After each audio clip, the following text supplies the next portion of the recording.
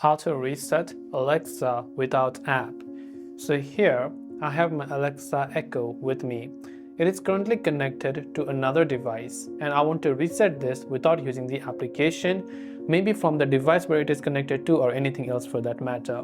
So in order to reset our Amazon Alexa without the app, you just have to press the microphone and the volume minus button, right? So the lower button, minus button, and the microphone icon for about 15 to 20 seconds, and until that it will go to setup mode. So when the light changes back to green, right, or to orange, then it means that it is in setup mode and it has been reset and that it is ready for pairing it with another device. So to do that, just let's go ahead and then press the microphone button and the volume minus button. Let's just wait until the ring light changes over here.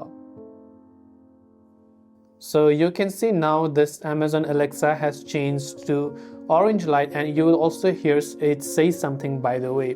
So that's just a simple way on how you can reset without app, and also you can connect to other device if you wish. That's all for this video. If you have any questions, feel free to leave them down. Thanks for watching and see you in the next video.